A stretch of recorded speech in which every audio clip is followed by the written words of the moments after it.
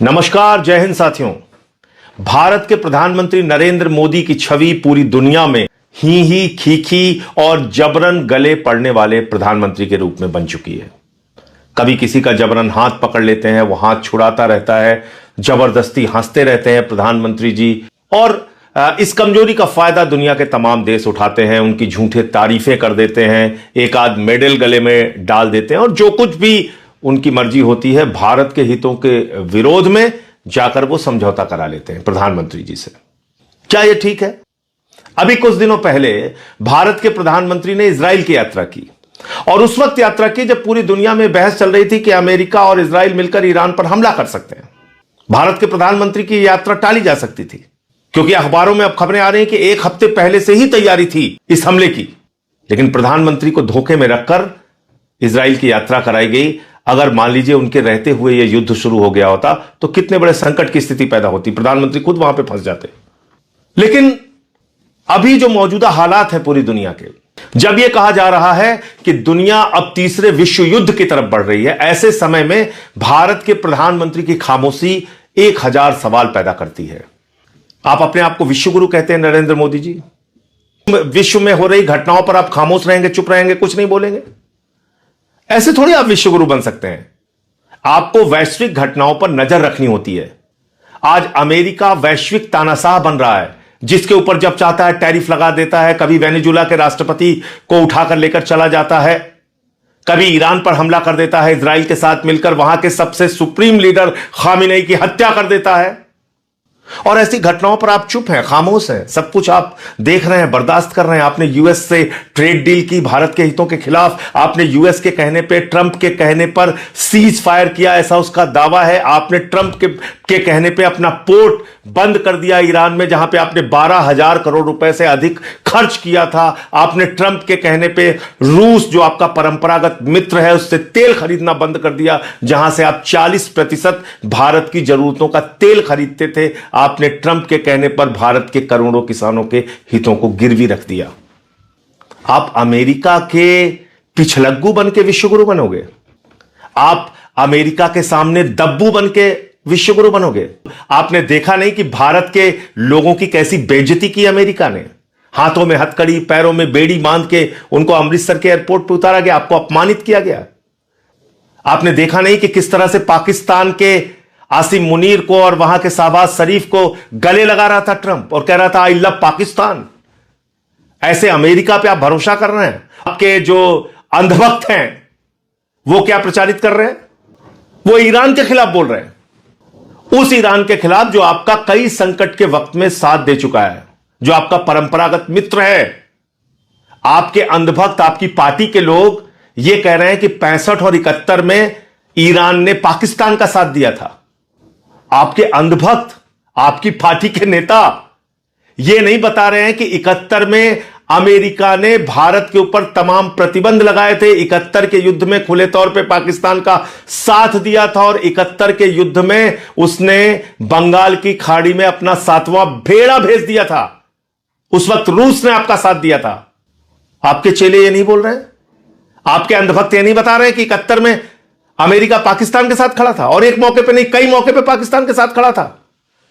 जब भी भारत ने परमाणु परीक्षण किया, अमेरिका ने प्रतिबंध लगाया। अटल बिहारी वाजपेयी जी ने परमाणु परीक्षण किया, इंदिरा गांधी जी के वक्त में परमाणु परीक्षण किया, अमेरिका ने इसका खुलेआम विरोध किया। जब हम परमाणु शक्ति संपन्न हैं आज, तो इसका विरोध किसने किया? सबसे ज्यादा अमेरिका ने किया। तमाम प्रतिबंध आपके ऊपर लगाए। आप ये सब कुछ भूल गए? आपके चेलों को याद है 65 और 71 में ईरान पाकिस्तान के साथ खड़ा था। यह भूल गए कि वहां पे राज किसका था? Shah Reza Pahlavi. वो भी अमेरिका का पिछलग्गू था, अमेरिका का दलाल था, और इसलिए उसने पाकिस्तान का साथ दिया उस वक्त। लेकिन उसके बाद की जो परिस्थितियां ईरान के साथ आपके बनी, आप तो खुद गए थे प्रधानमंत्री जी, खामिनेई जी से मुलाकात आपकी हुई थी और आपने उनको 7वीं शताब्दी की कुफिक लिपि में लिखी हुई पांडुलिपि कुरान की भेंट की थी। आपने ऊर्जा क्षेत्र में समझौता किया था, चाबार पोर्ट का आप बार बार जिक्र करते थे, श्रेय लेते थे कि आपने वो समझौता किया जहां पे आपने 12,000 करोड़ रुपए से ज्यादा खर्च किए। 1994 में जब organization of Islamic countries Kashmir के मसले पे हमारे खिलाफ थे, भारत के खिलाफ थे, कौन साथ खड़ा था? ईरान खड़ा था आपके साथ। भूल गए आप? आपको रुपए में तेल दिया ईरान ने, भूल गए आप? 60,000 करोड़ रुपए आपसे ईरान ने कहा कि आप अपनी अर्थव्यवस्था को सुधारिए, बाद में यह पैसा आप हमें दे दीजिएगा, जो उनका बकाया था। और आपने ही, प्रधानमंत्री जी, आदरणीय नरेंद्र मोदी जी, 2024 में जब ईरान के राष्ट्रपति की हेलीकॉप्टर दुर्घटना में मौत हुई थी, भारत के अंदर राष्ट्रीय शोक घोषित किया था आपने। आज क्या हुआ? खामिनेई की मौत पे एक ट्वीट नहीं कर पाए, इतने कमजोर निकले आप। खामिनेई की हत्या पे एक शब्द आपके मुंह से नहीं निकले, उसकी निंदा नहीं कर पाए। क्यों? क्योंकि इसके पीछे अमेरिका कहां था, इजराइल कहां थे? इससे भारत की क्या छवि बनेगी? आपने अपने हितों को देखा?